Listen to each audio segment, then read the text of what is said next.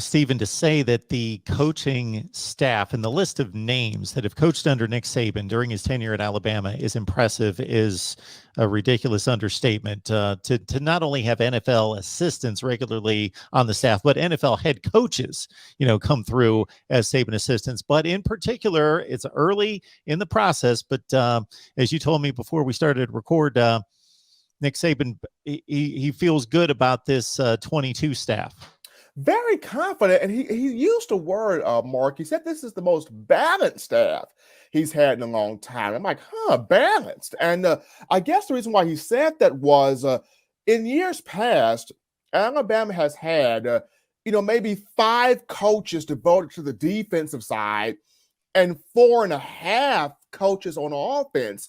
And that half a coach would be this guy would coach tight ends and special teams. He would work sort of double duty. And that can be kind of overwhelming at times. And yes, Alabama has had moments earlier in the Saban era where it's done that and they've had success. But in the latter years, Saban is starting to understand, let me get guys where their core strengths are this certain position. And so now you've got 5 guys devoted solely to offense. When you've got, Robert Gillespie solely at running backs, Joe Cox solely at tight ends, giving all of his attention to tight ends, Bill O'Brien solely devoted to calling the offense, but also working with quarterbacks, Eric Wolford solely devoted to the offensive line, Coleman Hutzler, yes, he's got the special teams and linebackers also, but I guess Saban kind of looks at special teams as a defense part too, in a sense.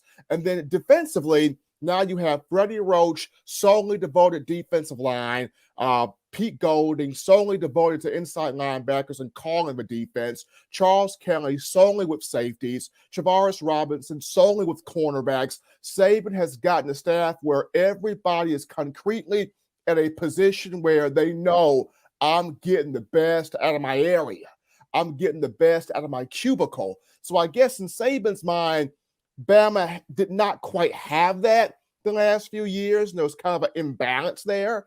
So now with everybody in a strategic spot, he feels like, okay, we've got more balance. We've got more guys in areas where they know this is where I have an expertise in. This is where I specialize in. This is what I know I'm the best at. So I guess speaking at it from that perspective, Saban feels like we got more balance, we got more creativity, we got more knowledge, we got guys that know this is where I'm really good at.